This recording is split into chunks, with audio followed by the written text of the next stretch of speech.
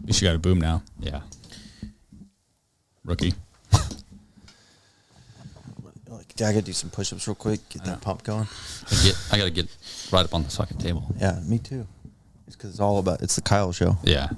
Duh. The Kyle Schoberg show. Do you guys want to rename it to that? No? All right. Fuck it. I don't care. All right. We got to do the clap to sync up the audio. I mean, that's a new flag if we do the Kyle Schoberg show, though. Ready? 1, 2, 3. 1, 2, 3. Hey, 4 shot fired. Copy, additional shot fired. Shot fired, shot fired. He's shooting at us. Suspect shooting an officer.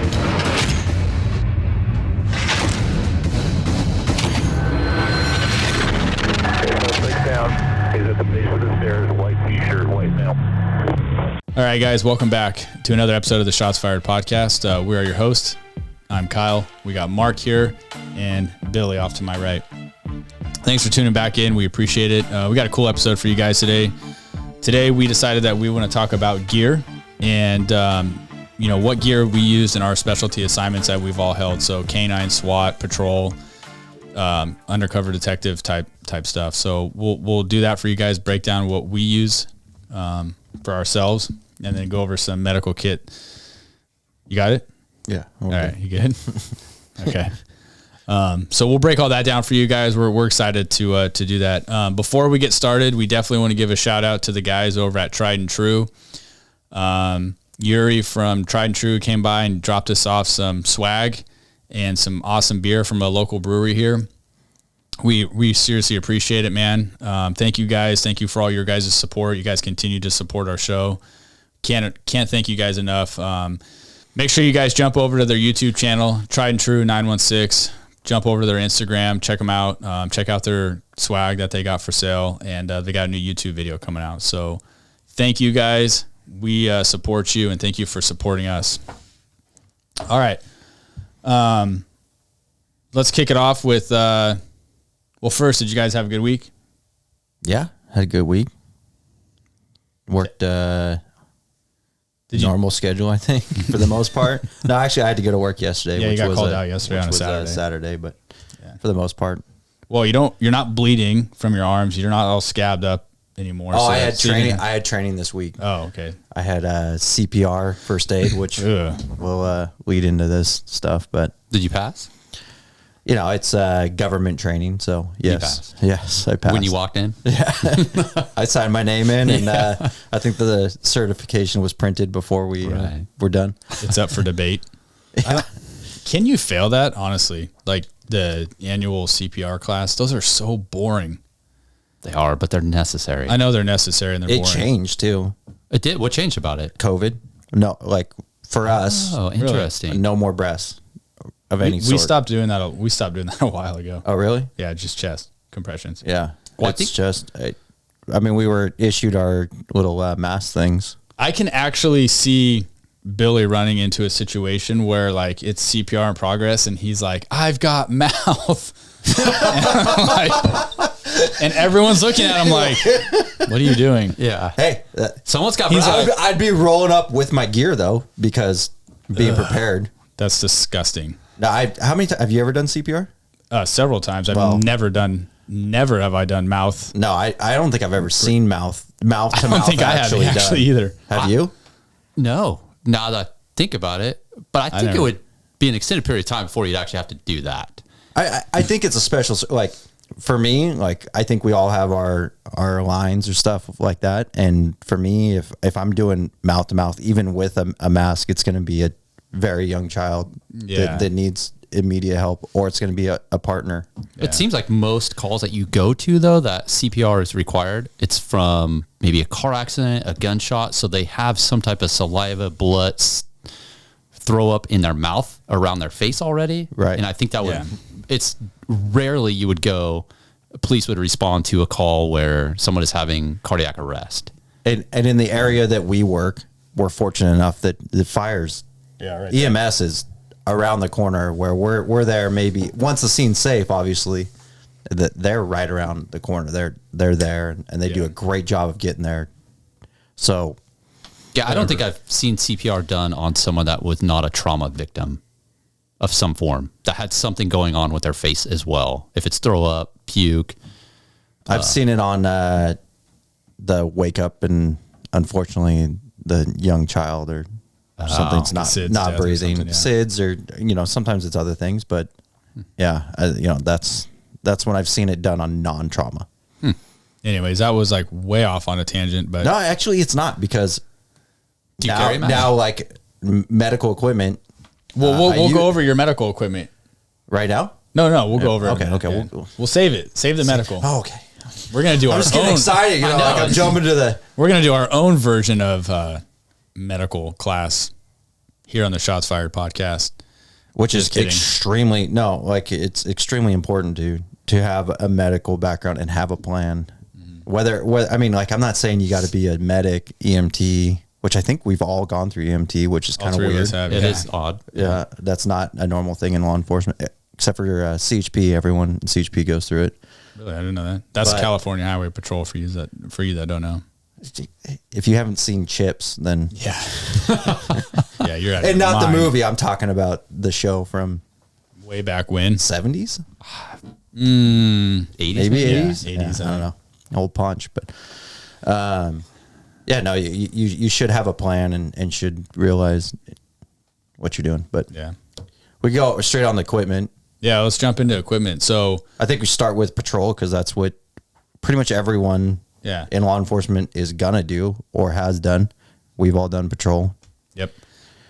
Yeah, so I don't know. I'll let you guys chime in on what you carried on patrol. Obviously, when you first start out as a cop, I think you're so excited about the job that you like carry as much gear and like cool stuff as you possibly can. And then like the older you get into this career and the more you do things, you realize that it's only a hindrance, there's like no benefit to carrying all that extra crap.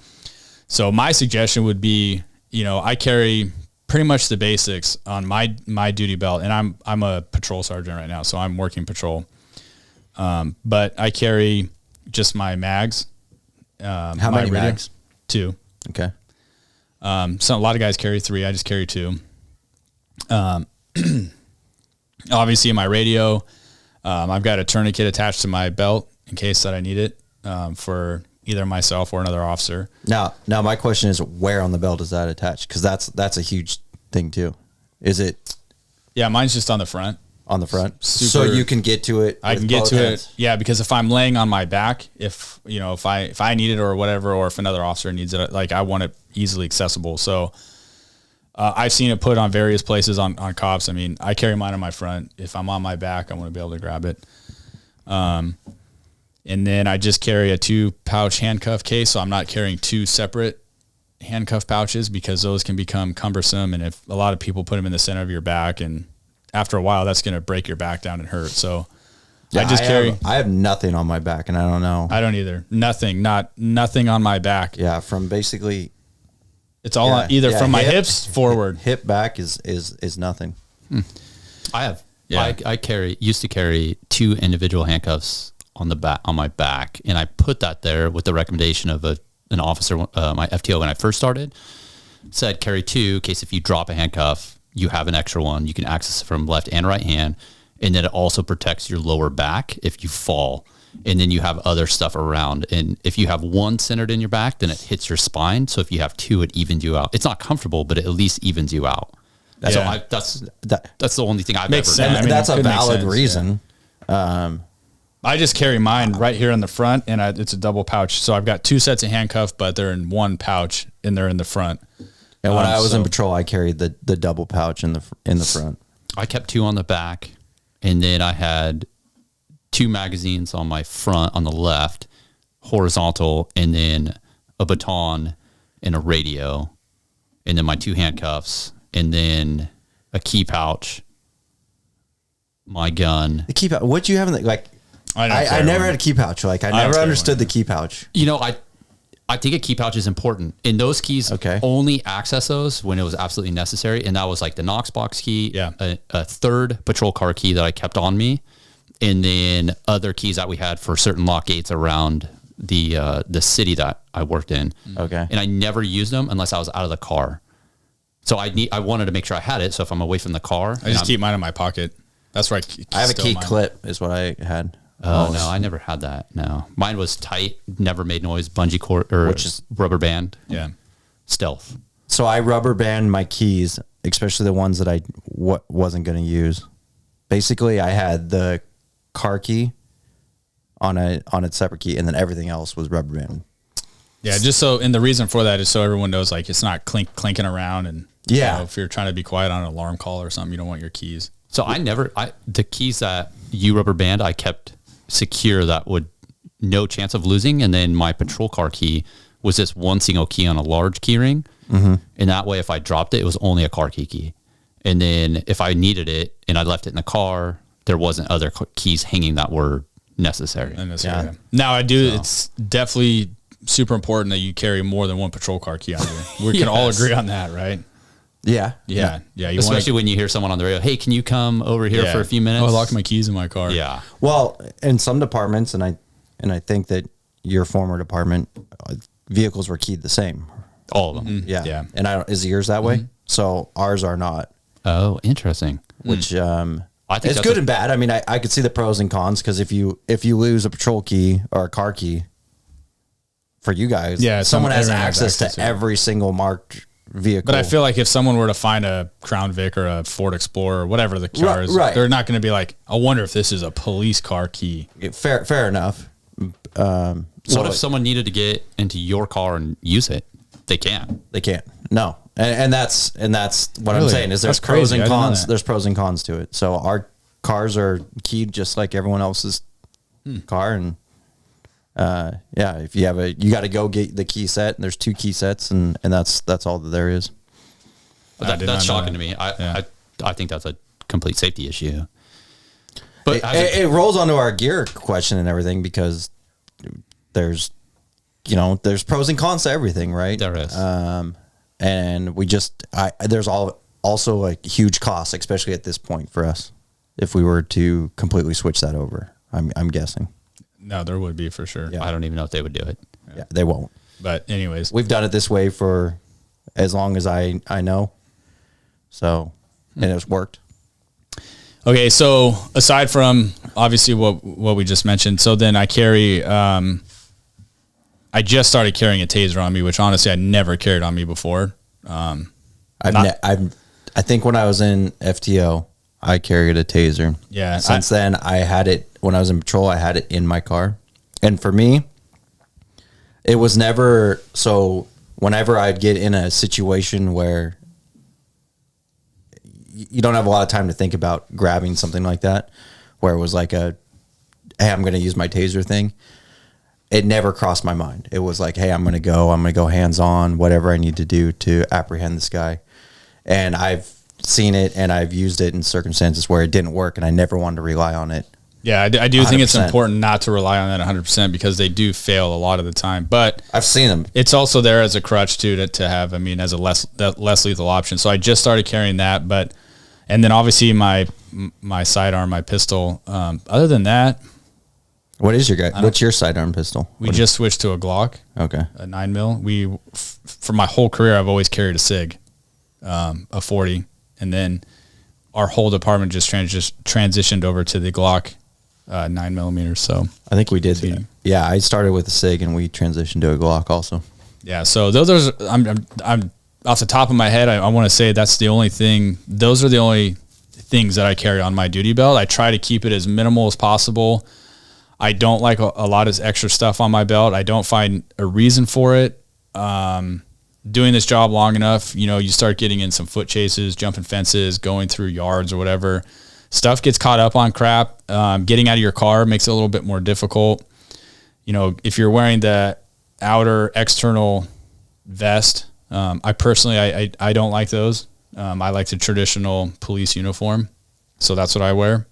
And what is your reasoning for that? Is it looks or is it effectiveness? I think it's actually both. So I don't like the look of it, to be honest. I do like the look of just a traditional police looking uniform. And then on top of that, I do find the efficiency of it. To me, some officers have so much stuff on the front of their vest where I'm like, if you're in a fight or you had to go over a fence, I really think that's going to hinder you from being able to do that, just because like they have these big bulky pouches. They have all these like weird, like crazy molly attachments. And to me, I'm just like, I don't find it necessary. And I actually truly do think that if you have all that stuff on your external vest, it could hinder you more than benefit you.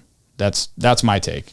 Have you noticed the officers that are active, making a lot of traffic stops, are the ones that are getting in foot pursuits, that are struggling with people, versus the officers that are less active, what they wear? Is there do you see something common for the active versus less active? That's a good question.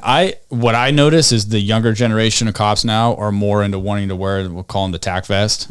And that's obviously a big thing for newer guys. I think a lot of people wear them, I think, just because they think they look cool.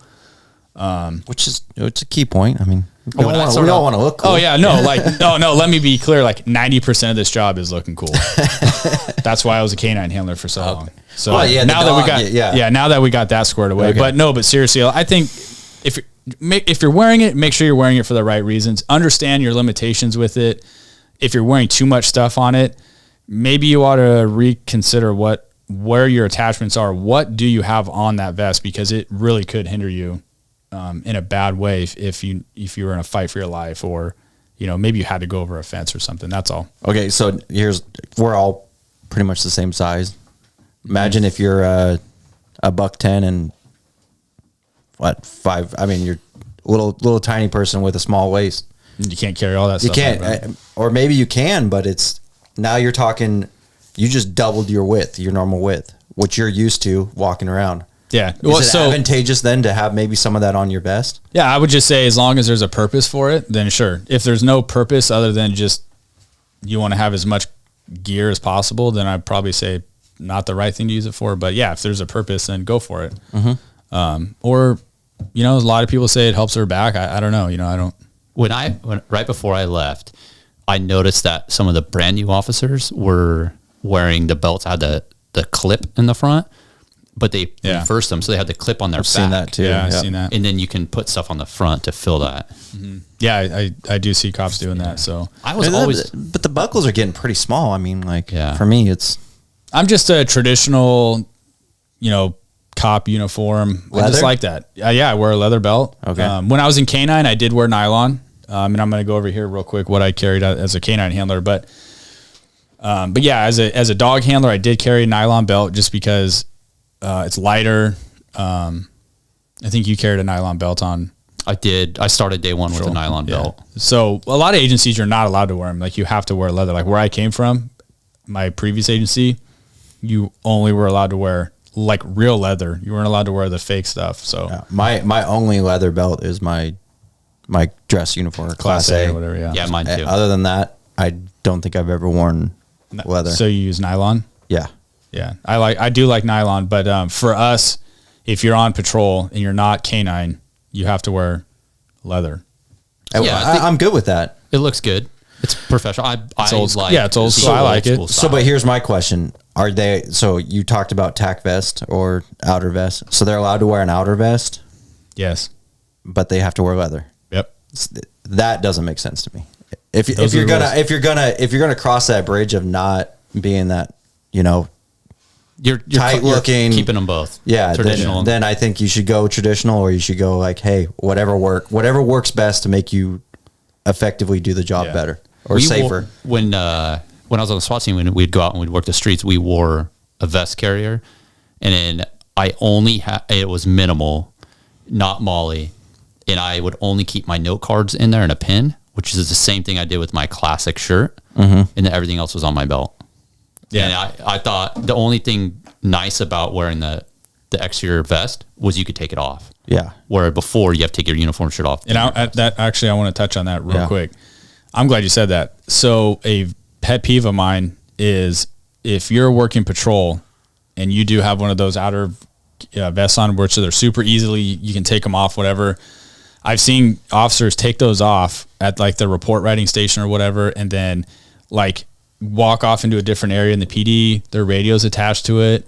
They're in the evidence room booking evidence, whatever. And I'm like, dude, what if one of your partners right now is calling for help and your vest is in a completely different room. You don't even have your radio on, so you may not even know they're asking for help. Like, here's what I'm going to say on that.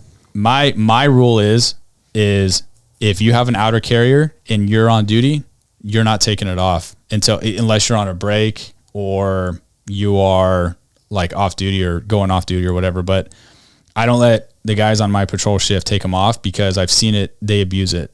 And I understand it's hot and you want to take them off and cool off or whatever. But think of it this way. Like if you needed to jam out of the station or whatever real quick, now you have to throw that thing back on. You got to do the Velcro. You have to attach your radio and all that. Like, to me, that's just too much extra steps when it could be avoided. That's just my rule of thumb. I think you're wasting time. I just don't like the idea of guys we don't take our boots off, right? Like, we don't take our boots off and kick your feet up on the desk. So why are we taking all of our gear off? I see what you're saying. And I agree. If you have to be ready, then you should be ready. And there's a time when you don't have to be ready. Yeah. Whatever that is, then maybe that's the time you take it off. But what I took from that more, not to just move on from that. Nope, that was just my little, tidbit on consistency. Taking your vest on. Consistency in your equipment and where it is, because when shit hits the fan, you're going to go to muscle memory. Mm-hmm. And if you've always had your mags on your vest, or you've always had your mags on your belt, and then all of a sudden you go to reload or whatever, and you could be reaching right past your magazines on your vest, because I've always trained with it on my belt. Yeah, me too. And that's what you were talking about is, so you'd wear that outer carrier and all you had was your pen and paper on it. The 3x5 cards. That's it. Yeah.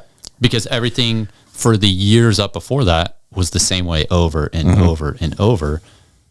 And then you're going to transition to a different and not train with it, or what am I doing here? Yeah. Because then I'm going to work an overtime shift where I put my uniform, you're back and forth. If there's ever an emergency where you need your pen and paper, it's got to be right here on your chest. I mean, an emergency where you need your pen and paper, I want to know what that emergency is, because your really got to get that definition name. of an emergency and mine are probably different. Yeah.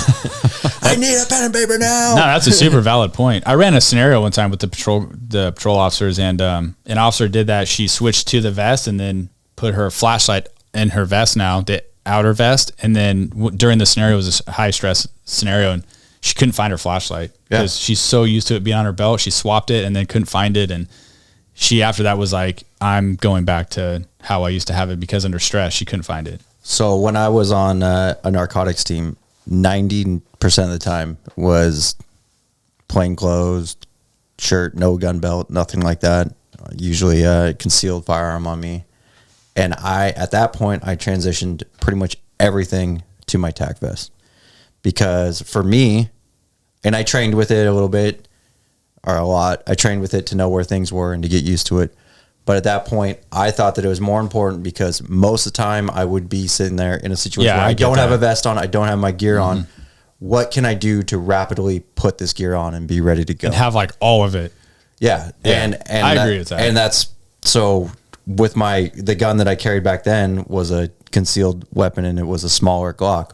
But the magazines fit, the full-size magazines fit that. So I'd always have the full-size magazines in my vest, ready to go. I had my, for us, we have to have a less lethal option. For me, it was OC spray and the handcuffs and stuff like that.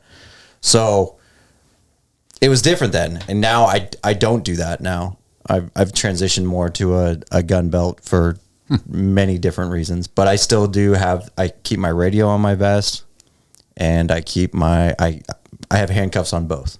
Well, that seems like where if you're in a position where you have to, one, identify yourself, or two, get out to do something, the vest is the first thing I would want on. Right. And then if that's all you have time, it better have everything else. Yeah. So that makes sense. It's totally makes sense to me. Yeah. And when feasible, I would always put my full-size duty weapon on my belt. And then I, put my vest on, and when it's like, hey, we're gonna go do this, but if it was like, oh shit, this guy's running all of a sudden, or like, I gotta transition from surveillance undercover, now I gotta be cop. Okay, I want everyone to know I'm a cop. Yeah, there's at some point especially in surveillance and undercover, where you want nobody to know you're a cop, and then that switch gets flipped like this, and you're like, I need everybody to know I'm a cop for many reasons. Yeah. Yeah. I mean, so that's obvious. Yeah. Safety laws are the big things. No, that totally makes sense in your capacity, like having a vest with all your stuff. Like on a patrol level, though, like I said, I just the least amount has always worked out for me. And then when I was in patrol, I think I started with, I think at one point I was a 3 mags, 2 handcuffs. I had OC, I had taser, radio, obviously, gun. It's a lot of stuff to carry. It's a lot of stuff. I've never had the expandable baton. I never did that. I always had my yeah, it's because those are a joke. The expandables? Yeah. I don't know. Well, that's a The whole other ASP or whatever. Yeah. Okay. Did you always ever use had- it? Yeah. A few times. I've seen it be used, and I saw it never work, but It was effective when I used it. So I would always carry, for me, I always carried a flashlight, and my flashlight was a full size flashlight. And Is that so you could have longer battery life with the size of it? It was multiple reasons. It's good flashlight, good light, everything like that. But when needed, per our policy, a backup as a weapons weapon. we're allowed weapons of necessity. And if I needed to use a baton, and I didn't really think of it as a striking weapon, which some people will jump to that too. We can get into like different techniques and everything, but a lot of the times when you go to the ground, people go and they bury their hands, whatever it is underneath them, and you're pulling, they're pulling. Maybe they're locked on like this. The easiest thing that I found is if you get baton, flashlight, something like that in between their arms, and you use it as a prying. You can, first of all, it causes some localized pain in where that's doing, and it gives you leverage. yeah. So for me with equipment, that's patrol wise, that's what I carried. We were not allowed to have the outer vest when I was in patrol. We are now. I think that if I do transition back, I like the outer vest, not in the same capacity that I carry it now, handcuff and radio. And I don't take it off if I'm out of the office. And for me now, I don't need to be monitoring radio and responding to emergencies and stuff like that. You're doing a little different. And there's a radio in my office. So if it's an oh shit where we need everybody, we're going and I'm throwing it on and going. But that's just that. I do like it. I think it releases. For me, you got the gun on the side and left-handed. I'm left-handed too, which makes everything a little bit different. Goofy. But for most, I would say you have a gun on one side and a radio on the other side. And those are your most thickest pieces of equipment that you have, right? Yeah. So now I've taken that radio off of my belt and I moved it to the front of my vest, and it's made me skinnier, hopefully in more ways than one. But also with our communications, we do have some rural areas within our county. And when you get far away, I found that just having an arm over that antenna sometimes affects the reception of it. So having it up front, having that antenna free and clear, Makes sense. for me works. Yeah. I knew guys that you'd call them and be like, there's a business, the alarm's going off. We know no one's in there, but we still have to clear it. And you have guys on the team that are talented with lock picking, and you call them over, and then they unbutton their shirt, and then they start falling out, and then they have all this equipment on them that is so unusual that you would, the lock picking kit carried in your vest. I always thought I've was seen that. interesting. Yeah. We had a couple guys that did that too. Yeah. And then you brought up, so going over fences, you brought that up. For me, it's got to be so safe for me to go over a fence. Yeah, and that's true. That's true. I will tell everybody, especially most of the fences that I've encountered, especially if you can find the gate, you can go through them pretty quick. Yeah, shoulder it. Or rip Shoulder rip the boards off. Going over is, we had actually a detective who was killed basically going over a fence. If he didn't go over the fence, he might still be here. We can say different, but when he went over, dude was hanging on the other side and just shot straight up and got him. But yeah, we've all seen videos of that happening. I agree with you. I guess I use that in the sense of like, if you needed to help a partner or get over a fence to help, like, I don't know, another officer or get to a victim. Or something. What's the fastest way to get to fastest and safest? And maybe it is going over it, and that's a good option. And I think I've gone over a fence with an outer vest and with the gear that I have, and I don't feel that it hindered me in any which way. Yeah. I followed a buddy in a foot pursuit, and he went over a fence with minimal classic uniform, the long baton, the wood one, and got literally hung up on the fence and was hanging from the fence. And I was on the other side, and we're trying to pry, and we finally just kicked the board and broke the board, and he fell to the ground. I think you can get hung up on some stuff and other stuff. I mean, anything. On SWAT, we had all kinds of gears and all kinds of stuff, and you could get over a fence. And sometimes you get hung up on, your badge could get caught up on something. Your shoelace. Yeah. But I did want to say the most important piece of equipment, patrol, whatever, is footwear. Yeah. 100%. I think that's Never like an boots. old school FTO thing to say, hey, what's the most important piece of equipment? So then what boots did you wear on patrol? When I went, so in patrol, we were allowed to wear a nylon boot, and I wore, I think it was an Under Armour boot back then, and that's what I wore. It had to be all black. Yeah, I've tried Under Armour. My go-to now, each his own. Yeah, well, so what I wear now are Danners. Are they nylon Arcadias or whatever? So they're partially nylon. I know which one you're talking about. They're about 45 pounds. Yeah, each. terrible for your knees. No, the newer. I have them. I have this. The newer version ones are a lot lighter. Yeah, They're the older still model. heavy. Yeah, the older model ones are super heavy. But I rock the Danners, and then so when I started my career, in fact, when we went to the academy together, that was the first boot I bought to go to the academy. Were those Danners, all leather. I had those. I wore those things for like over 10 years. Actually, up until I made Canine, I think, is when I got rid of them and I switched to more of a nylon, comfortable boot to go out and do searches and stuff. And then when I was in Canine, I would wear various types of a comfortable boot. And then when I promoted out of Canine and went back to patrol, I went out and bought another pair of Danners. I like them. I want you to do a foot like a simulated chase or whatever, and I want you to time yourself with those boots on, and then I want you to time yourself with like I don't chase anybody. I don't chase anybody anymore, dude. That's a good point.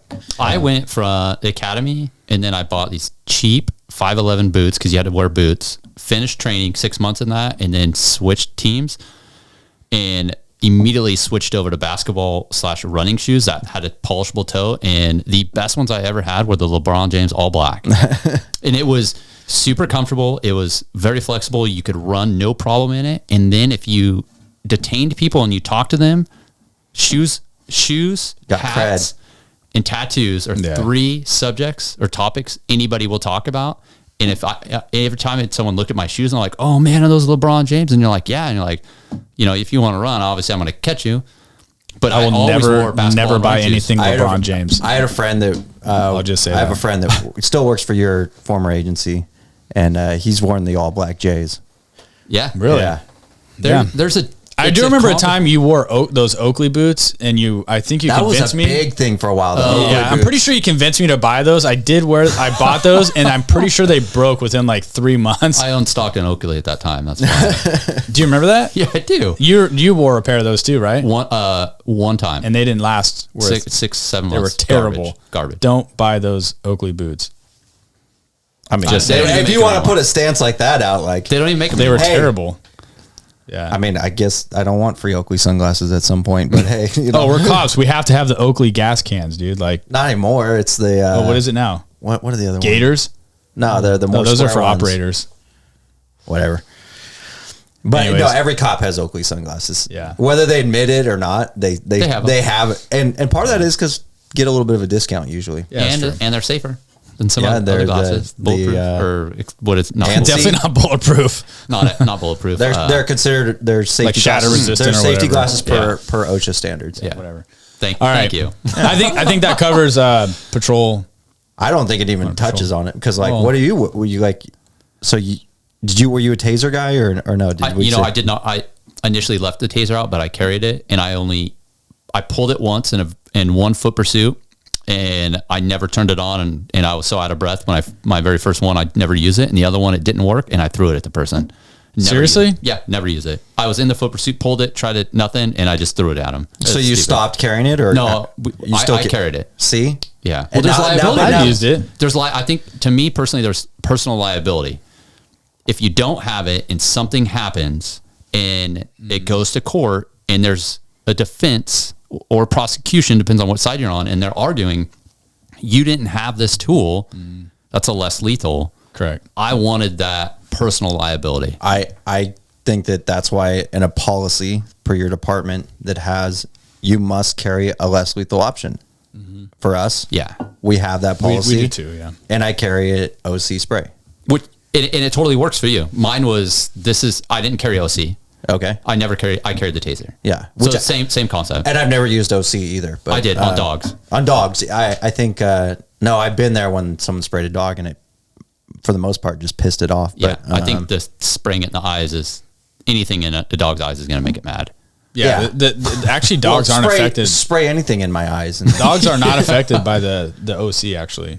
It doesn't affect dogs like it does humans. No, it pisses them off. 'cause Yeah, something's they don't hitting like their stuff face. being squirted at them. But anyways, I do think, yeah, dude, that's super important. Everybody has to carry a less lethal option on their belt because, like you said, if you get into a lethal encounter, they're going to ask you, what other options did you have? You better have other options other than just a lethal. Or if you're in that position where less lethal is a good option and all you have is lethal, you're really in a shitty spot because you wish you would have had it. Yeah. Any less Yeah. lethals. Yep. Yeah, have something on and you. I would hope that if you're in a situation, say you don't have a less lethal, say it's off duty or whatever, where you're not required to do it, and it's a situation where it's not a lethal, you're not going to go lethal. Like, I mean, that's... You should never. Well, even you pull shouldn't. it. I mean, if it's not a less lethal situation, there's no way you can be like, well, I didn't have a less lethal option, so I went lethal. Yeah, good luck to you. That's very Yeah, true. like if you ever are like, yep, no, all I had was a gun, and So I used it. So I used it. You're like, yeah, you're fucked, and you should Yeah. be fucked. Yeah, you're in a lot of trouble. Yeah, so I mean, like, make sure you carry your less lethal stuff on you. At least have an option for that. And then, and I think we all said we carry 2 handcuffs. yeah, Every single one of For us, sure. And that's not a requirement for my department. I don't know about yours. No, I think that's just being smart. That's really just- smart. Yeah. You drop one, you don't have to be like, oh, hey, hold on, guy, let me bend over, pick this up. Or if you get a big dude, you have to. or detain multiple people. I mean, Yeah. you don't want to go out there with one pair of handcuffs. You may throw a pair of handcuffs off, and then someone else is transporting your guy or gal to jail, and now what? You're left high and dry with nothing. What if? I mean, we go what ifs all day long. But what if for some reason it breaks? I mean, shit. Yeah. You could have got shot and it hit your handcuff case, ruined that handcuff. Now you got to go put this person in handcuffs. Or you double lock the handcuffs on a big person, and then someone else takes them off, hands them back to you, and they never unlock this one because they unlatched this one. This one's been double locked, and now it doesn't work at all. Yeah. Yeah, You got to switch. there's a lot of variables, Yeah. but if you do get shot in the handcuff, make sure you frame those MFers. That's pretty what pretty else? cool. But I mean, like we could transition to. So for me, now we're talking about what was on our belt.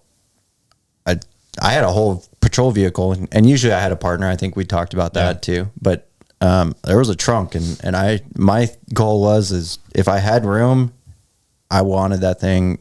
I wanted it there. I wanted the option to have it there, no matter what it was. You could be like, why'd you have I don't know, a blanket, a towel, all kinds of stuff. I had all kinds of weird shit with me. It's because you're prepared. Yeah. That's a good idea. I mean, You're there's there nothing for wrong 10 with or that. 12 hours. Yeah.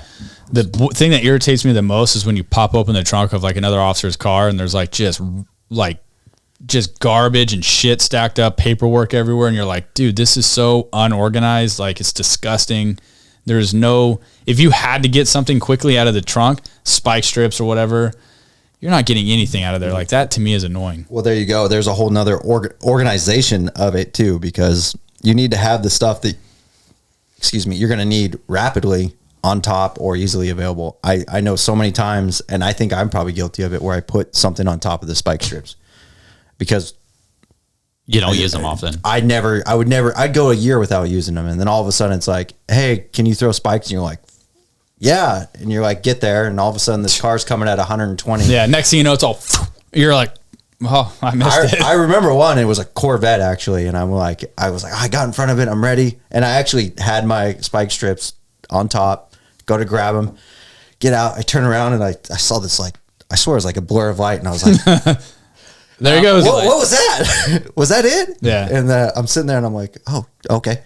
That's been a hot topic for our agency lately. We there's been so many pursuits, and guys are like getting set up to do spikes, and then either A, they're not in the car, so make sure your crap is in the car, but B, they couldn't get them out in time because there's so much crap piled up on top of them, and it's horrible. like, so come on, it's like, dude, have your trunk organized. Get spike strips if you have them. Like, make sure that they're operational and they're in your trunk of your car. If you guys have like a pursuit policy or whatever, and then, you know, make sure whatever you need to make accessible to you, make sure they're accessible to you, and your duty bag and stuff isn't just thrown on top of everything. Like, have stuff organized in your car. Like, that's your office. Well, and not to say you're a one-man unit or one-person unit, and you hear pursuit, something like that, and you run back to your car, and you're the guy who's 10 miles away from it, but you know what's coming your way, right? There's no, you getting in your car and getting there super quick doesn't really matter at that point. Maybe it does, but you have that split second to be like, okay, ahead of time, I'm gonna go ahead, I'm gonna grab my spike strips that are in my trunk, and I'm gonna throw them on the passenger seat. Hopefully secure them the best you can, because we all know that things go flying during pursuits, and also if you get in an accident, whatever's not secured is now a projectile. So you have that ready, and then it's like, okay, I can get in front of this car and I can get this ready, and now you've eliminated one step that can save that pursuit, whatever it may be. It could save someone's life. For sure. You bring up putting on the front seat. I never was a fan of one or single officer cars with their gear bag in the front seat or their lunch pail. I hated that. Like, keep that in the trunk, in my opinion, because if I needed to get in your car and you need to drive me someplace or around the corner quickly, I can't get in your car and you have all your crap there. Yeah, like that does happen sometimes. What is in the front seat that is so important that you have to have your file folders and your form, like a medical kit I get, but anything else? Or a helmet. I have my helmet ready to go right there. That's fine. My argument to you would be, and I don't know if I'd necessarily agree with it, is I still have a back seat. Like, you can still get in that back seat. If it's something that you need to get, like, I need to get you around the corner real quick, like, hey, there's no room in the front, hop in the back. Yeah. How many times I've done that. I'm sure you guys have all done that.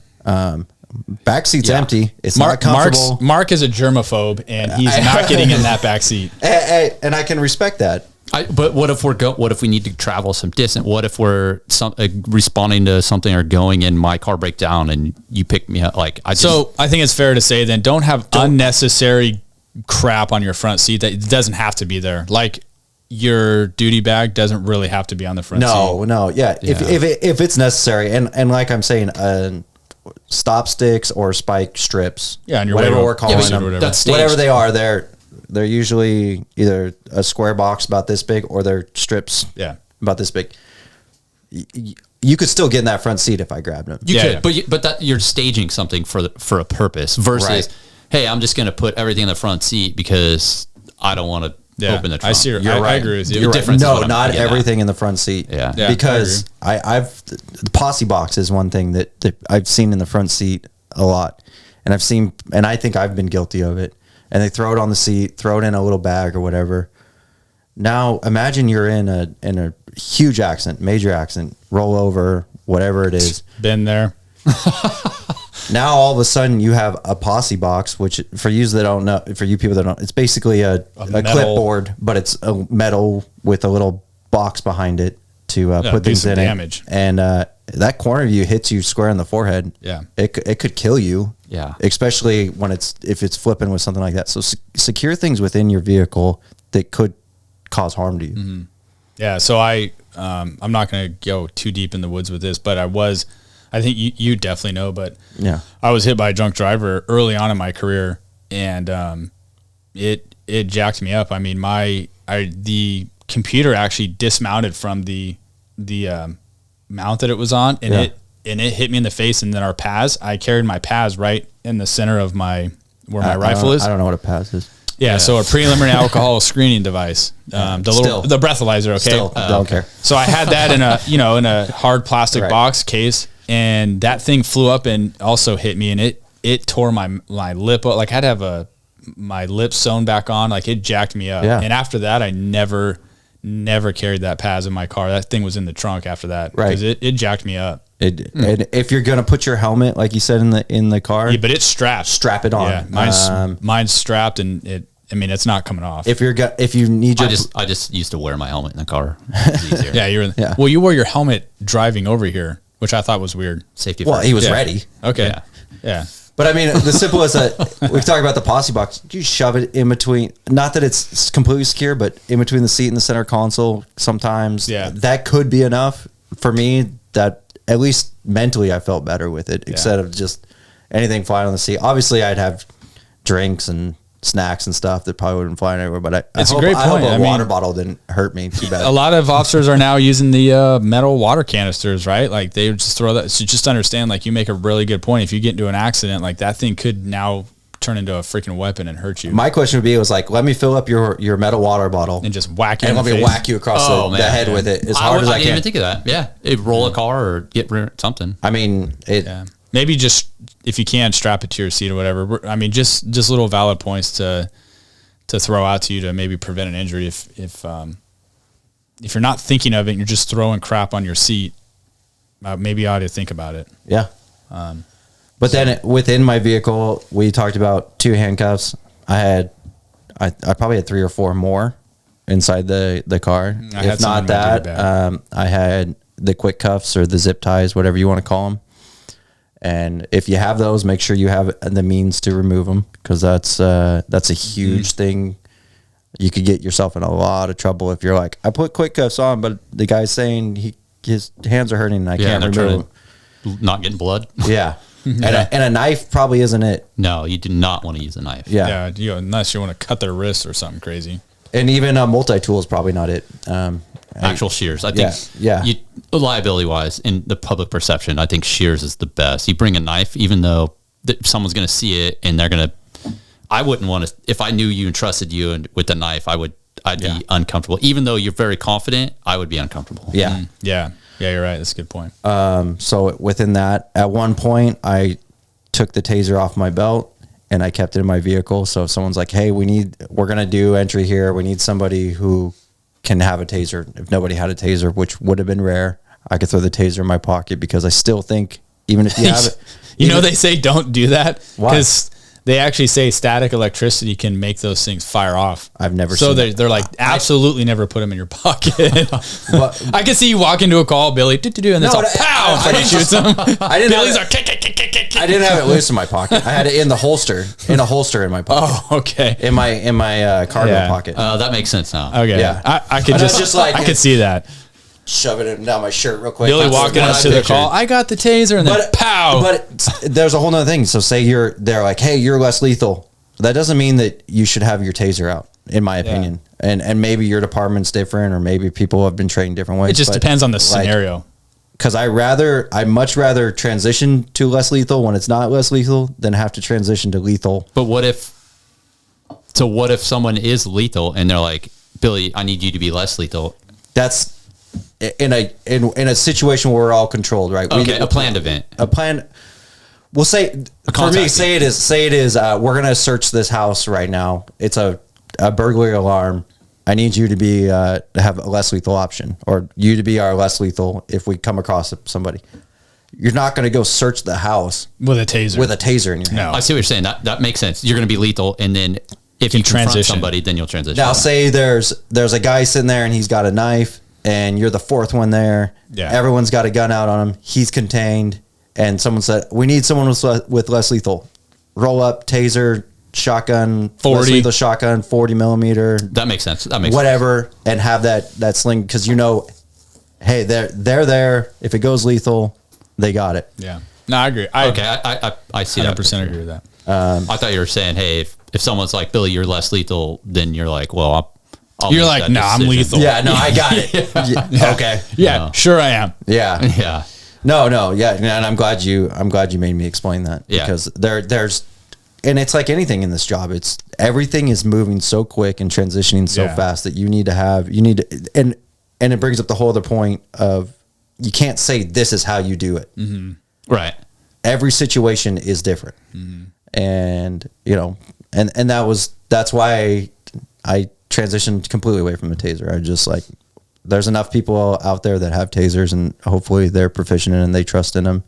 I never trusted in them. It never was my go-to. I do carry a less lethal shotgun now, which is in a back and everything like that. It's locked up.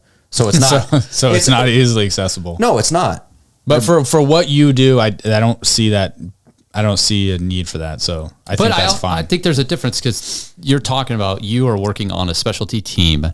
Everyone has specific thing, and the guys on your team and women know that Billy doesn't carry a taser, so you're going to be something different. A patrol team, I think, is different, where you assume everyone has or should have the same. I think at a patrol level, this should be completely standard. Everybody has the same exact stuff. And I see your argument there, and I'm not saying that it's wrong, and I think there's a lot of argument there, though, is what I would say is, for me, I don't want anybody to go, okay, this guy goes and he goes like this, and he's like, fist up, we all have seen it, ready to fight, whatever, starts rushing towards you, you pull out that taser, and you go, and because you've been trained so well of, when someone goes to fight, I'm going to tase him, and it stops him. Now this guy's wearing a leather jacket. He's got 3 hoodies on underneath, and you hit him here, and you hit him. I wouldn't even try to tase him. Just somebody wearing all that. But then again, now you're a new officer. You've been trained that the taser's there. I just don't. It's not for me. It was never my natural reaction to be like, oh shit, someone's coming at me. We're ready to go. This fight's happening. Let's get tasey crazy. I think we're talking 2 separate things. I'm thinking standardization of what people should carry, and then you can carry more. That's what I think. In taser being one, I carried a taser, but I was a physical hands-on. I'd rather fight someone physically than use a taser. And I think you're talking the difference of how you're responding. Okay, but now you're arguing that you carry something that you don't trust and you're not going to use. But I have it as an option because I may come into a scene where I show up to help you and I know you don't carry one. I have it. I just think that a standardization of everybody should have the same. So like if let's say a whole patrol squad shows up to a call and nobody carries a taser, then what? And that's your argument, right? I think that's what you're saying. Should have to have it, so we should have everyone should have it. Yeah.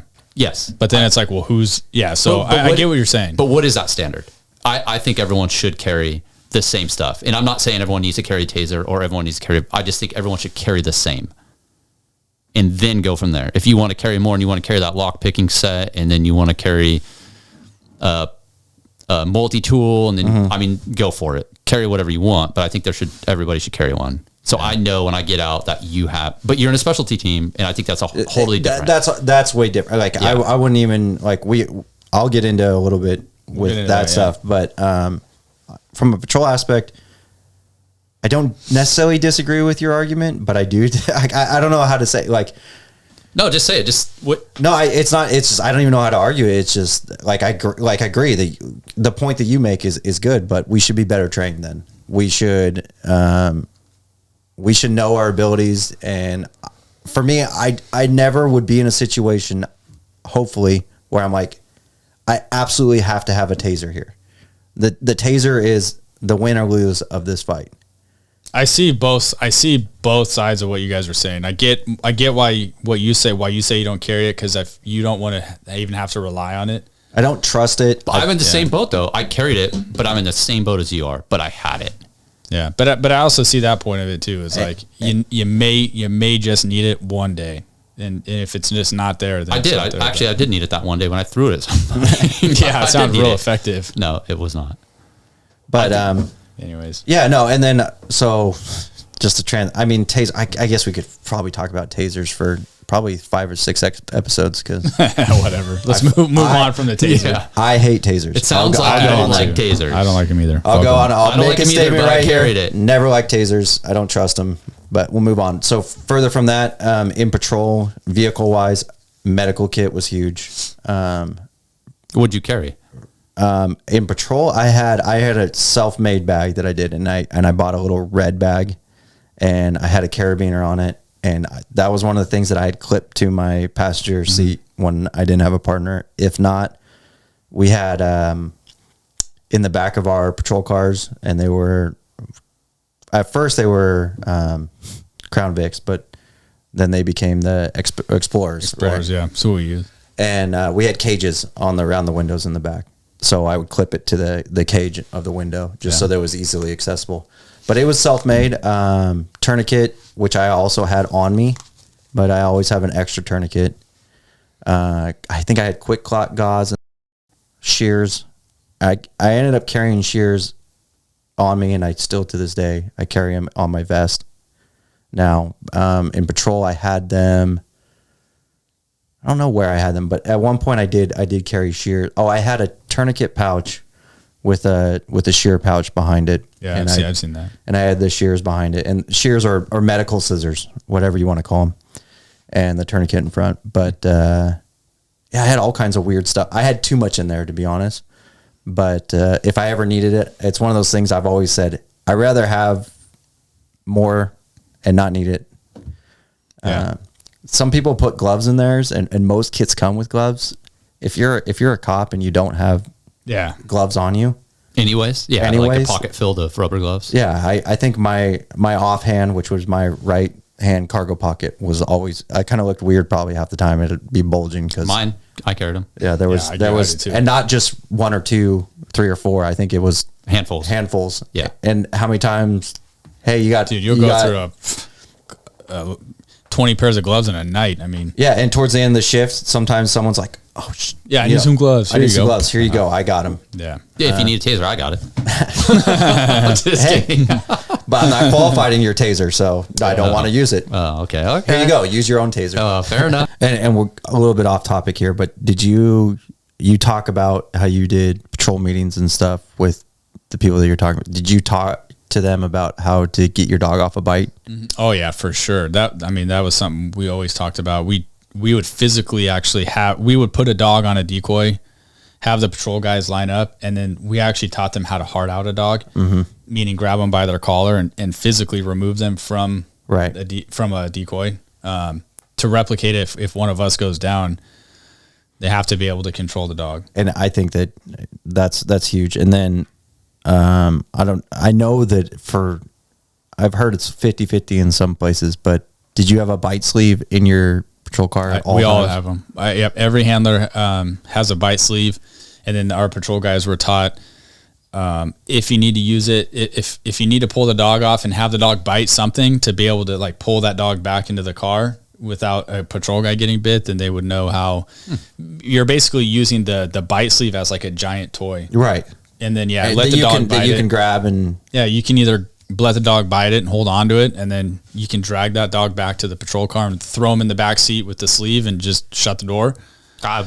Something I'd never even heard of. Yeah, I wouldn't even have thought that. Do you think that your dog would say he was on a suspect on a bite, or someone came up with a bite sleeve? Would you think he would come off and take the bite sleeve? Absolutely not. Okay, no, that's good to know.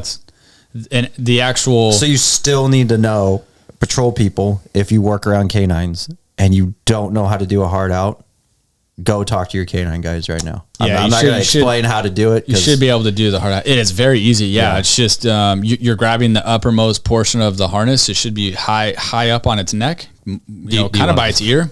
Yeah. Look, can we demonstrate it real quick? Yeah. But let me bite. You like the e-collar. You can do the e-collar. Okay. Yeah. But and then you're just grabbing the top of that, and it's just up and forward. And the way that, I'm not going to go over it, but the way that it acts on the dog, it's discomfort for the dog, and it causes them to release. So it's just quick. It's just up and forward. I wish I would have known. And you're pushing the dog into it. I don't think you could have done it from your position. I could not have done it. No. Not on the position of the dog. Or a bite sleeve. And I think that's the idea too. Is you don't want, the suspect to be able to do that. To be able to do it. Yeah, no, you don't. And I don't think they could. Is there ever been a documented case where I've never heard of it. Hard out at a dog? Never. I've never heard of that. I've had bad guys punch my dog, try to pry its mouth open. I've had guys try to like break their necks. Never were successful. All they did was piss the dog off even more. And that dog's just going to clamp down even harder. So. I was on one in 2008. A guy foot bailed, hid under a house. They believed he was under the house, sent our dog under, went under, came back. They're like, he's alerting, but it's not making sense. Sent the dog, came back a couple of times. They thought they heard like some commotion, nothing. Dog comes back, and they're like, it looks like there's like blood on the dog's mouth a little bit. Sent the dog, comes back, nothing. California Highway Patrol was there with the dog, and it says, I'll send my dog, sends the dog, same thing, back and forth, and then heard some other commotion, and the dude was under there, and he took the bite from our canine multiple times, and he said, they asked him after, he said he literally did nothing. He just sat there totally silent and froze, and the dog just like, what the heck, and like walked away. Yeah, that shouldn't happen, but it did. It was weird. Yeah. That's not ideal. Obviously, you don't want your dog to just pop off like that just because someone's being passive. But, another thing too is sending a dog underneath a house or into an attic or whatever, like that's kind of a no-no because you have no control of the dog at that point. Basically, the rule of thumb would be like you probably shouldn't put your dog somewhere where you can't get to. So meaning, because if that dog goes under there and bites that guy and now you're calling that dog back and he's not coming off that bite, how are you going to get that dog off that bite? That's a great point. You're not going to be able to. So that's like advanced canine. Yeah, we don't need to get into that. You threw that scenario out there and I'm just racking in my brain. That like to me, I wouldn't do that. So gear wise though, if you would throw gas under there. If you had a 30-foot lead on him or her. Yeah, if you had a long line or something, you could. I still think it's risky. I think it's risky. I would throw gas or some other means to get him out. I wouldn't. And not everybody has that access though. But yeah, no, I get what you're saying. Anyways, so as a dog handler, I always had my lead, my go-to toy. Obviously, your harnesses and all your gear that you need. But did you carry medical specific for the dog? I did. Yeah. So. There's actual specific dog handling medical courses you can go to provide first aid for your dog. It's an all-day class, and then at the end of the class, they would give you a bag full of medical gear for like any situation your dog got into. To be honest, I always told my patrol guys that this bag was in my car. I would use it on an officer probably before I use it on a dog because most of it you could use on a human. Mm-hmm. And so it just had so much good stuff in it that I always wanted the patrol guys to know like, hey, this is here in case we really need like a trauma bag. I'd rather use it on one of us than the dog. And I think it's huge that, we talk about a specialty canine vehicle, right? But this could be any vehicle, and everyone on your team or anyone who works around you should know somewhat of what you have in your vehicle, because you might have something they don't have, and vice versa. And that way, like, hey, there's Kyle's car. I know Kyle's car, and God forbid it could be a life or death situation. Kyle's car's locked, and you're like my department. And you don't have another key. Break that fucking window. I don't care. Like, get what you need to get. Right. Yeah. Do what you got to do. Especially with it being a dog handler, like you got to think, man. You got you got an animal that's like trained to bite people, so. Of everything, I think it's really important dog handlers share that information with their patrol guys, like what they have, how to get a dog off a bite, if they have a bite sleeve, like how to use it. I mean, that stuff's important, man. I would hate to be in a position where you needed to, like, a dog handler goes down and that dog is out running around. I mean, that's... And I don't think every department does that. I really don't. Probably not. I don't think that... I doubt it. Yeah, that there's a lot of... I think it's probably 50-50 of... And you it do goes it in to a briefing. I mean, it's simple. Well, and I also think that anybody who works patrol or anyone who's going to work around canine should, for most departments, have a training day, and they allow officers to come out. I think I brought this up, but go. Yeah, you should. Yeah, I go agree. out and just see what's going on. Understand, because I mean, you've been on the bad end of a bite. Yeah. It sucks. I mean, right? I've been bit. Yeah. Not that even if you trained around canines too, but not that if you knew everything about canines that you would have been able to prevent that in any which way. I don't think you would have, but there's so many other situations that you could have, that could be like, Kyle's down, dog's running around biting. Yeah. Random Someone's cops got to or get something. control I of don't know, that. like that's Everyone it. would be freaked out from that. Yeah. You got this rabid animal running around and it's confused. We go financially about it. Like, oh, what am I, like, oh, there's a rabid animal running around, biting around. Some people go, well, shoot the dog, right? Yeah. Why do that if you don't have to?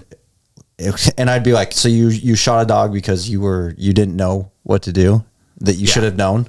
Right. Yeah. And you can attest to it. They're not cheap.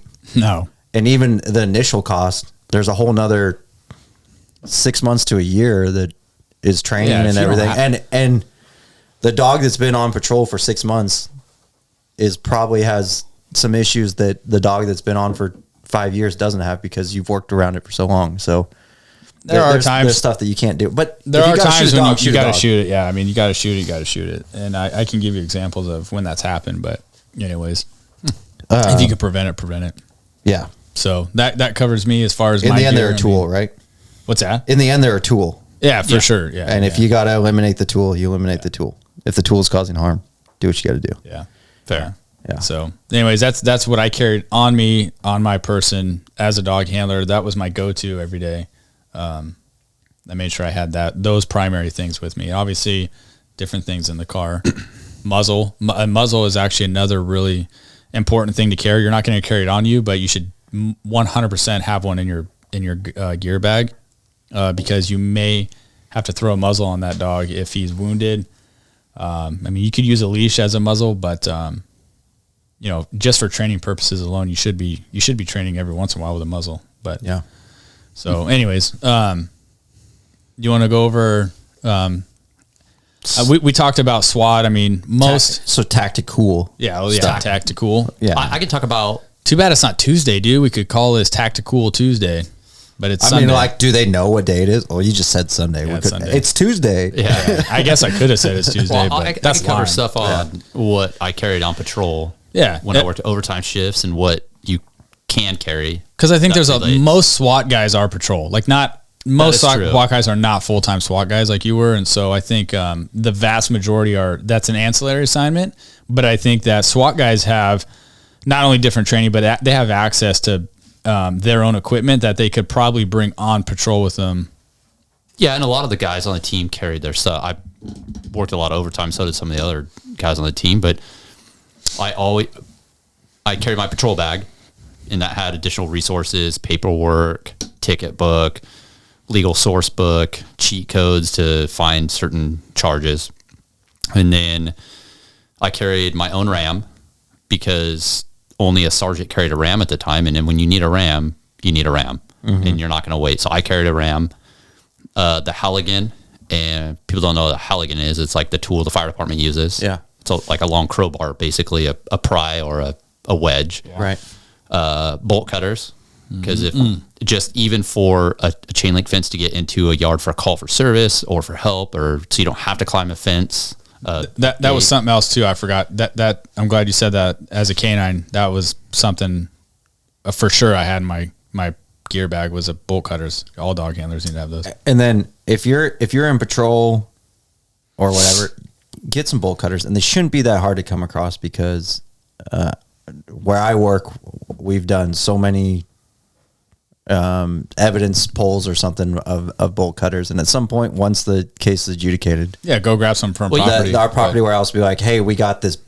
For us, it's a barrel full of bolt cutters, and you just be like, hey, I need bolt cutters, and they go, here you go. But even patrol, you could go to Home Depot or a hardware store and spend $30. But we're cheap, right? Yeah. We're cops. That's true. Yeah. That's true. Sorry to cut you off. You said bolt cutters, and I forgot to mention that that's a super valuable tool. Yeah, bolt cutters. Also carried the kit. I mean, my SWAT kit, and then my change of clothes if I needed to change. The helmet. I always carried 2 extra radio batteries that were fully charged, because you're going to need it or somebody else is going to need it.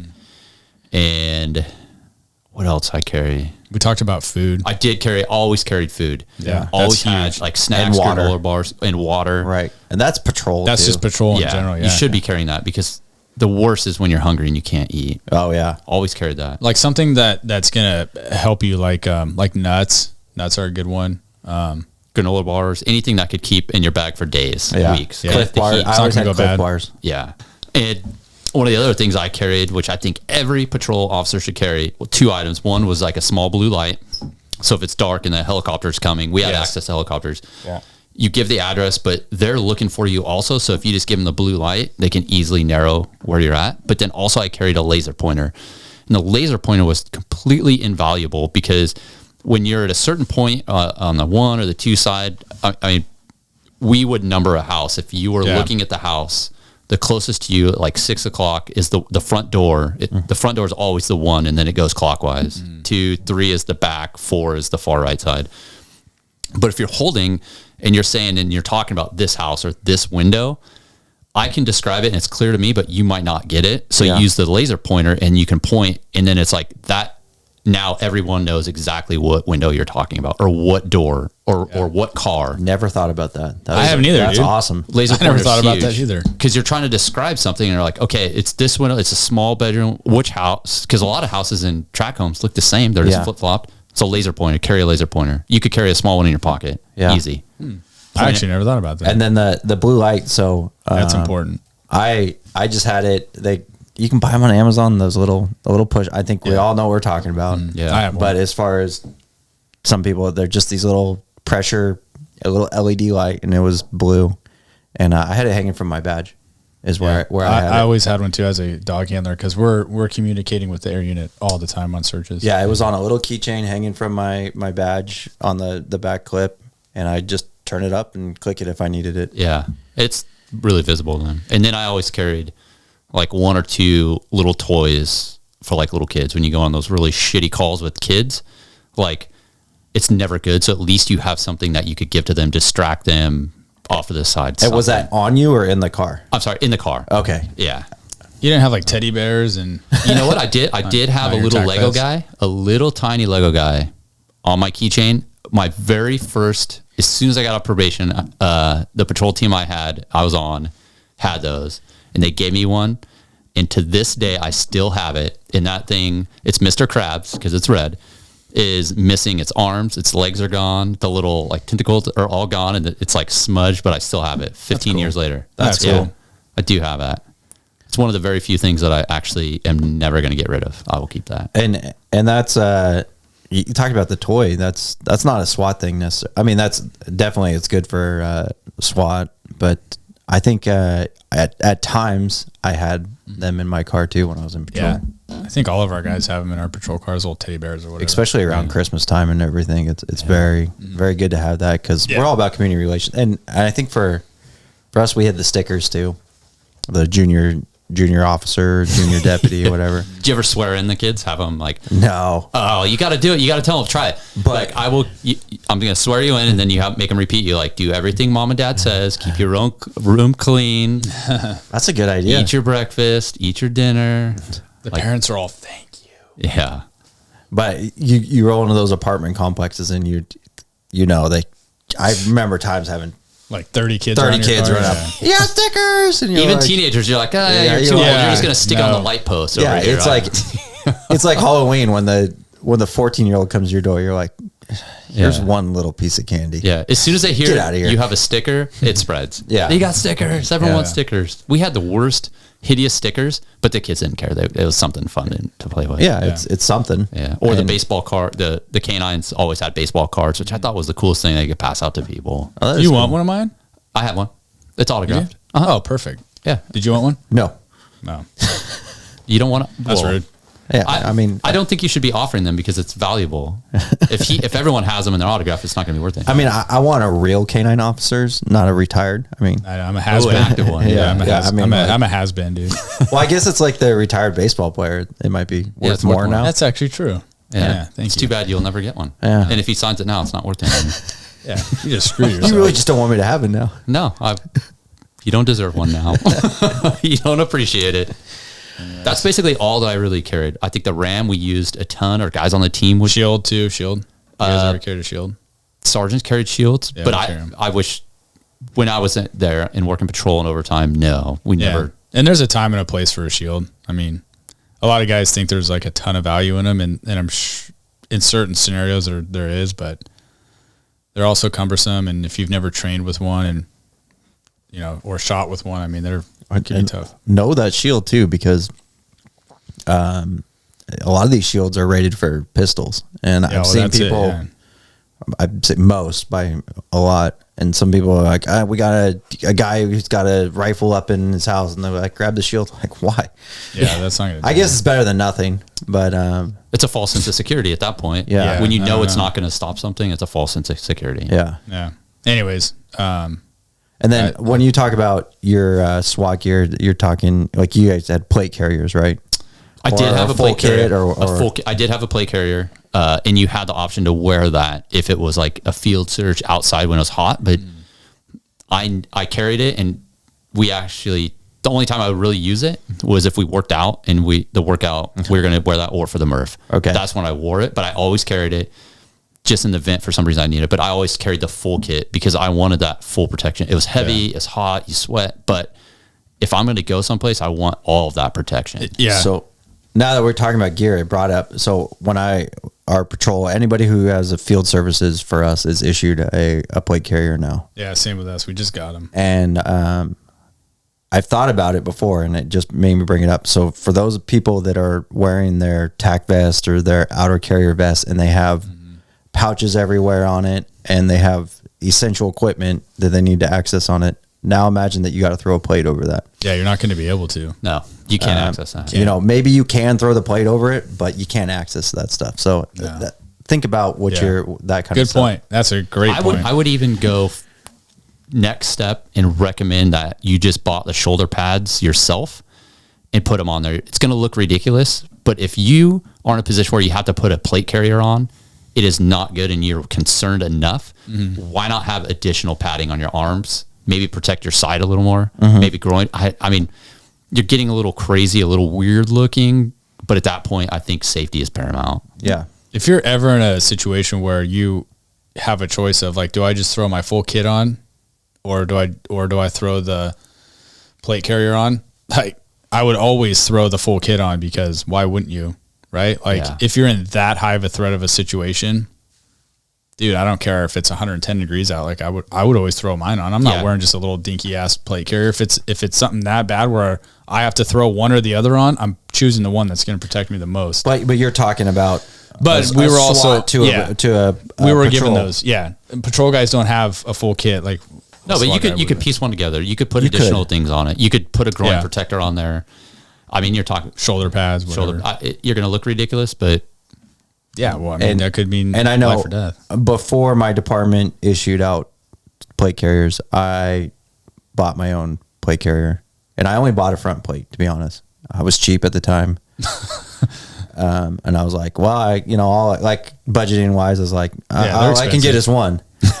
Well, I guess one's better than none. Better. And for me, I was like, 90% of the time, hopefully my face is towards this person that's causing this immediate threat to me. Right. So, that was my theory behind it. That's where your brain was at.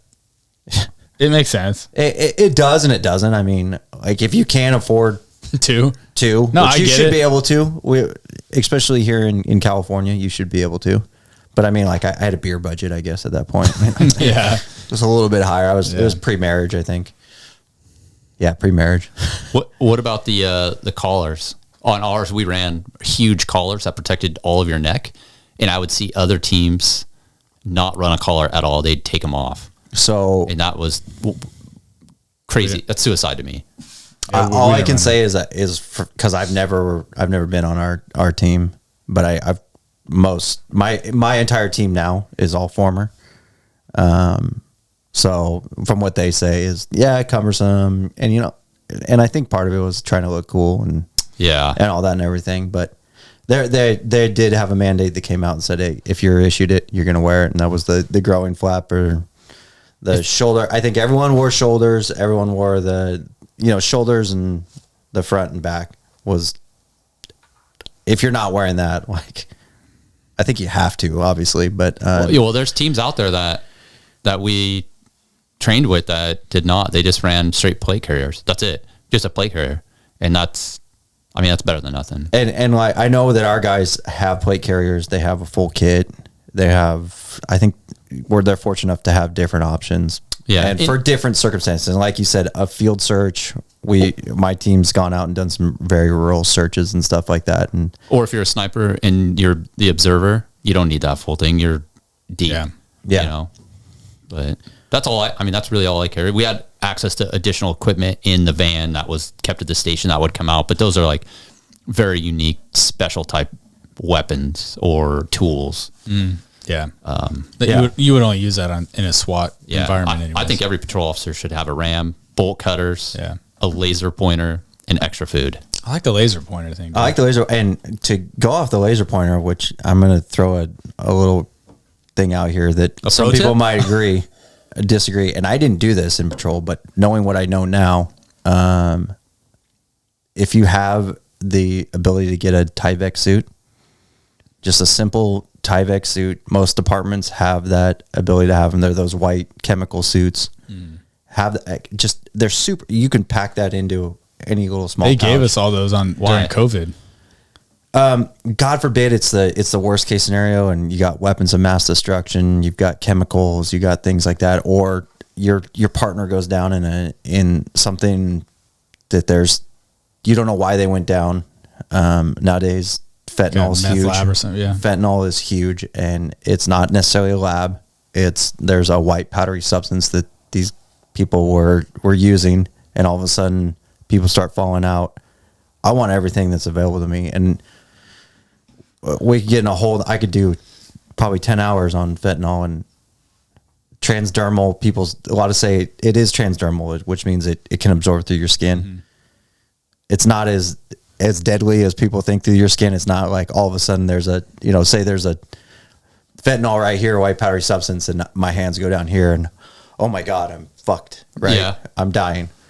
But, if you can have it, and then most departments are issuing gas masks of some sort, you should have that. Yeah, we have them. Cause, and then we can go into, I always wore long sleeve shirts. You're not going to convince a bunch of cops to just wear long sleeve shirts all the time. You know what? Maybe I should. No, don't even try. We just talked about fentanyl being transdermal. We're talking about there's plenty of other chemicals out there. I've been bit before I used to wear short sleeve shirts. I got bit right here. If I had a shirt on, it could have been. Got bit by what? A person. I wore short sleeve shirts in the summer and long sleeves in the winter. And I do like that. If I went back to patrol, I'd probably only wear long sleeves because tattoos and like you could be identified from it. Depends on what type of tattoos these cops have.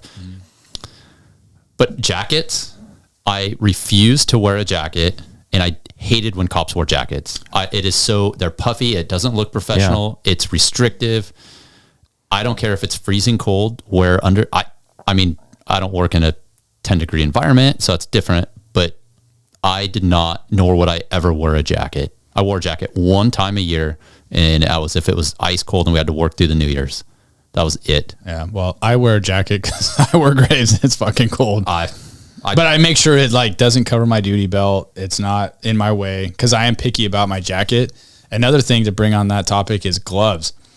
I was on a call recently, and one of the trainees was on the call, and he had these gloves on, and I'm like, "Have you ever shot your gun with those gloves?" And he's like, "Shit, no." Were they like winter? Like no, they weren't like snow gloves, but I mean they were gloves, I mean, and I'm like, "Have you ever shot with that?" And he's like, "No."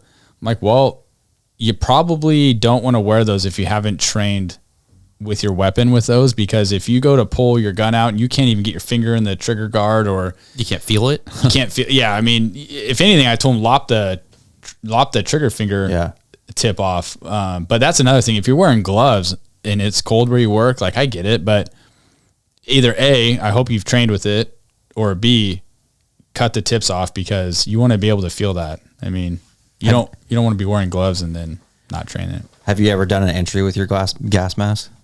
Yes. Yeah. I have. I had to do one. Miserable. And if you're ever in a situation that it's possible that you'd have to do it, just try it with your partners and everything, because you can't hear things, you can't see shit, you can't speak very well. Like it's hard. It's hot as fuck. Oh yeah, hot. Oh, I hate. And typically, if you're going in with masks. gas, that stuff, if you use hot gas, I mean, your skin's burning, so Yep. long sleeves is good, but it's going to burn your neck. Oh man. It kind of depends on the quality of the department's mask. You're not going to see really well. Your vision's obscured. Yeah. All that. Gas masks are terrible. The one thing, the very first deployment I was on, I was in a backyard. They're like, we're going to gas this house. And I was it was me, my partner. We were both brand new on the team, and a guy that's been on the team for like 12 years at that point. They start deploying gas. It comes out, and we could see the smoke and the gas coming to us. And I was like, hey, get your mask on. So he does it, and then it took a bit, and then I finally got mine on and ended up ripping the strap because I was so frantic trying to get it on. And I look, and the seasoned officer was like 10 feet to the left, and the cloud just went right by him. So like, you should practice and train putting a mask on, how to actually do that, how to set the mask up. So if you have to put it on immediately, you're not fumbling, because it looks easy, but it's not easy. It's not an easy thing. And then you have a helmet, and you got the helmet on, like, Yeah, it's terrible. And It's then just to go on to grooming standards and everything, I know a lot of departments now are allowing goatees, some Beards. full beards and everything like that. If it, gas like is not going to kill you no. for the most part, especially when you have a mask on. Even if you don't have a great seal, you're probably going to be completely fine and be able to function. There are a lot of things out there that if they get through that mask, you're going to die, or you're going to have some major issues.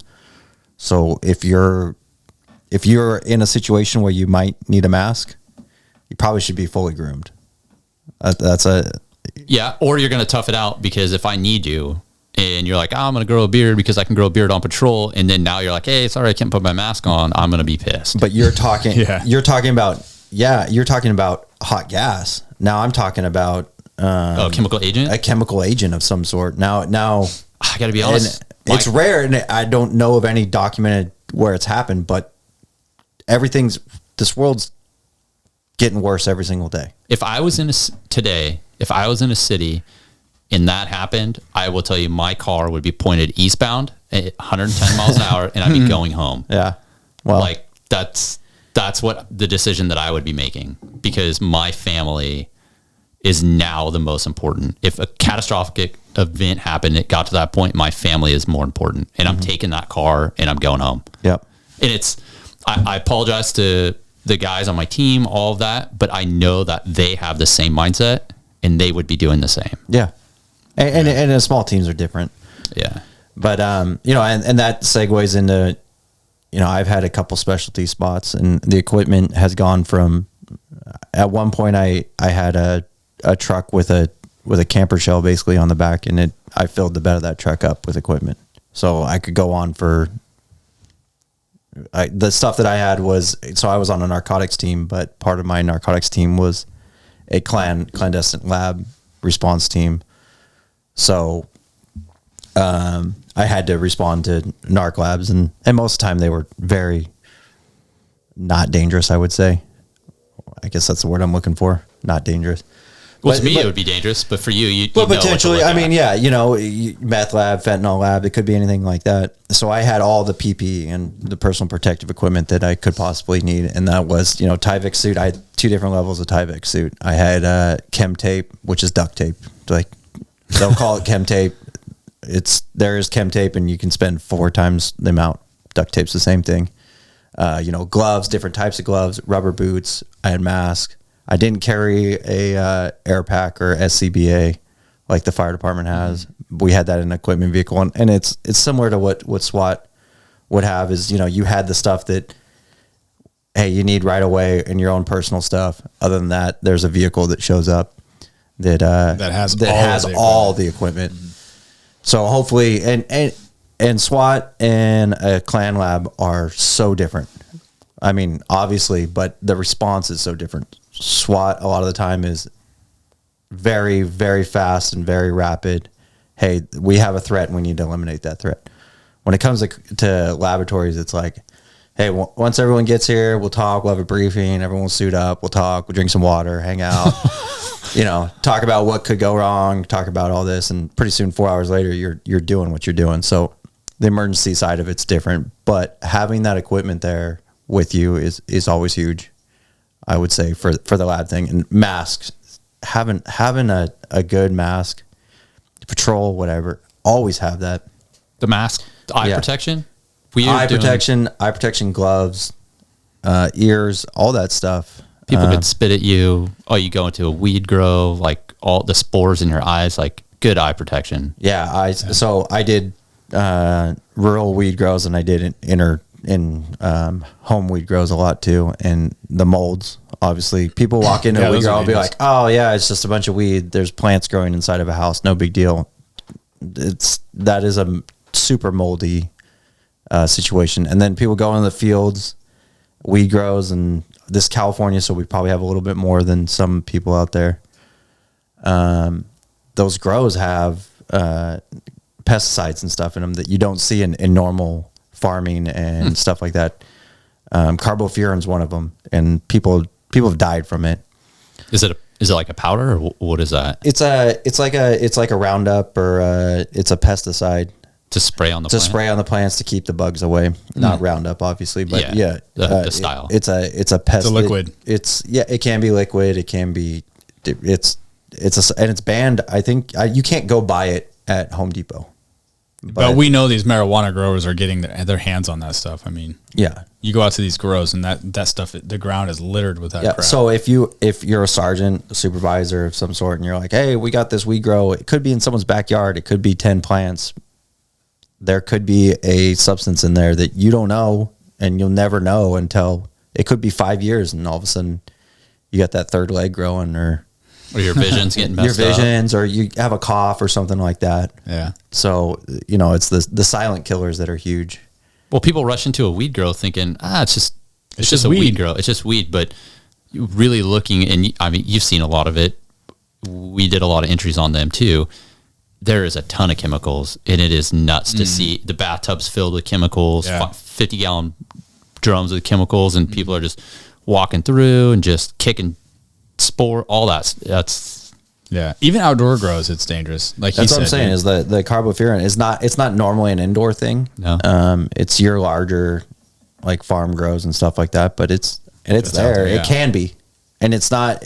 Usually, you're not going to come across a container that says carbofuran on it either. Yeah. You're not going to be able to read. You're going to come across it, and you're not going to smell it. You're not going to taste it. You're not going to know anything. It's just one of those things where it's just there. And it could be as simple as your, what is it, N95 mask. Mm-hmm. That can help. I'd want everything that mask. I can get. The P100 at least. Or a full mask with the, eye protection, eyes, it's a mucous membrane is where we're getting attacked with that kind of stuff is what's hitting you. And your eyes are a mucous membrane, your nose and your mouth. So. Interesting. When you're talking about something that's an aerial, you have glasses, hopefully protective eyewear that will stop it like this. But I didn't wear goggles. Would you recommend wearing for a responding patrol officer to go to a call that happens to come across a weed grow? Would you wear your gas mask inside? I would wear at least those filtered, cartridge filtered face masks. What about your eyes? Just something eyes. Good. I would wear something good on my eyes. It's a lot less likely this can come through your eyes. But, and again, I'm saying that you're going to respond to a weed grow, and you're not going to be like, oh, it could be a potential weed grow. I'm going to wear my gas mask. I'm going to wear that. You're going to walk in and be like, oh shit, it's a weed grow. Yeah, totally. Scene safe. Got the guy in custody. Let's not hang out in there and talk about what's going on here. Let's not look for the gun, the money, the cell phones. Let's go, hey, let's move out. It's safe. And if you have access to a lab team, if not, if it's a patrol thing, then hey, we'll get out, talk about it. Long sleeve shirts, definitely then, at the minimum. And gloves, cover up your skin the best you can. And then go in there. Hats, sometimes it's a full hood. It's 99% of the time, it means nothing, and you're just hot and sweaty, and you didn't need it. But you might. But that 1%. Yeah, you never know. Yeah. I'd like to talk about a couple of things, or things you should not carry in your bag or your car, or what you should be aware of. Because there's those people that carry stuff that might not be appropriate because they want to play pranks and stuff. You should not carry that Well, stuff I in mean, your car. pranks are good, you know, like morale. It's also very important that people realize that equipment issued by the department, whatever it is, your MDT, your cell phone that some departments, that's free game. While you're at work, and say for instance that you're on your phone, most of us wear body worn cameras now, and you see it could be as simple as, hey, I'm on my way to that call, and it's a text or something like that. That phone of yours is completely subpoenable at that point. And so be careful what you're doing. Yeah. I mean, all of huge. us, I'd say 90, maybe 99.9% don't want people going through their phone, like in general. Yeah. It's a personal thing. Yeah, You it's know, personal. Like, so be careful, because that has come up, and I know of it coming up. So if you have a work phone issue to you, I'm bad about it. Use it the best that you can. Use it as much as you can when it comes to work related stuff. But because the courts have even ruled that if you have a work phone and you have a personal phone, they could still PRA your personal phone if you have it at work. it depends though. If you can say I'm using it and it's as emergency for my wife to call me, but now you're on body worn camera and it's showing Texting or something. You sending a text that's work related. Oh yeah. Talking to somebody on the phone saying, oh yeah, this case, you know, I'm going here, whatever. Now that's all. They could be like, subpoenable, take your phone, dump it. Yeah, you just don't want that happening. I mean, You just whether don't. whether you have inappropriate stuff on there or not, like that's still invasion of your own personal privacy outside of work. Like I wouldn't want that, and I know none of you would want that. My wife's, it's a good point. My wife's name and pictures on there 1,000 times. Yeah. Your wife and kids, I'm guessing, are My all wife and kids. They're all on there, right? Yeah. Do you want that? Do you want to go in front of Johnny Dirtbag or Mary Dirtbag and a jury of 12 and them to pull up a picture of you, No. you know, hanging around your wife? No, I don't want my wife, my kids, I don't want them associated with me in any which way when it comes to work. So Be smart about be it. smart about it. And you talked about them gathering evidence, and during that situation, I've been in way less of a situation where CSI comes out and they take pictures of everything, what you're wearing, pictures of your vehicle, what equipment you have on your belt, stuff like that, where, you know, may not seem like that big of a deal to you. It could be the t-shirt that you're wearing if you're in undercover capacity or something of that part. The front of your vehicle is big in pursuits, especially when you talk about an unmarked capacity, where my car's vehicle's unmarked, but it's fully light, sirens, and per California PO code, forward facing red light and a siren. Did you say penal code? It's vehicle code. Is it vehicle code? Yeah. Oh, well, I don't know much about the vehicle code. Damn deputy. No, I'm just kidding. He doesn't need to know that stuff though. Whatever. The shop guys need to know. When you see red lights flashing behind you and a siren, pull over, please, to the Yeah. right. Don't pull over to the middle. Yeah, or just stop right where you're at. Exactly. So they take pictures of all that. That's all Yeah. equipment that you need to be aware of, and you need to go and every once in a while, if not every day, turn on your lights, turn on your siren, make sure they work, because God knows someone goes and they're like, I didn't see your lights, and all of a sudden you had wigwags going, and your whole wigwags are the headlights usually flashing, but the whole top of your top light bar didn't work. Yeah. And the whole time you're thinking they did, because you see the lights off your back, off the front, doesn't matter. Yeah. Someone's like, I didn't pull over for him because I didn't think he was a real cop. Yeah. Good point. True. Yeah. Anyways. I don't know how I got there with that. I don't know. That's I don't pretty know. cool. That was Like good, though. That's pretty cool how I can like transcend Yeah. beyond topics. Segue. The equipment. Yeah. All right.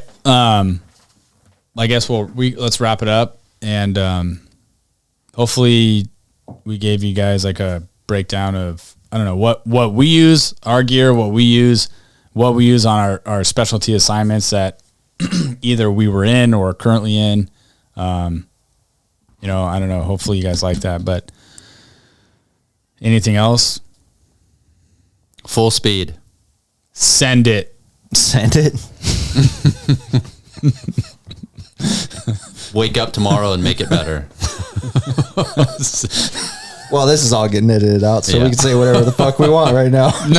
No, it's not. Yeah, better. Send it. Yeah. What's wrong with send it? Oh. 1, 2, 3. Send it. Jesus. Go big or go home. Yes. Fuck. This thing's been I hope you fucking guys funny. enjoy the blooper reel at some point. All right. All All right. right. Thanks, guys, for tuning in again. If you guys want a particular topic discussed again, obviously let us know. You can always hit us up. Billy's Instagram, Billy Shots Fired podcast. We're still working on Mark. I'll get getting there. a social media. You can follow me on Instagram, Kyle_Schoberg. And yeah, thank you. And we'll see you guys again next time. Later. See it. Send it. Yeah, what's wrong with send it, dude? You ever heard that? Hey, 49, shots fired. Copy, additional shot fired. Shots fired, shots fired. You're shooting at us. Suspect shooting at officer.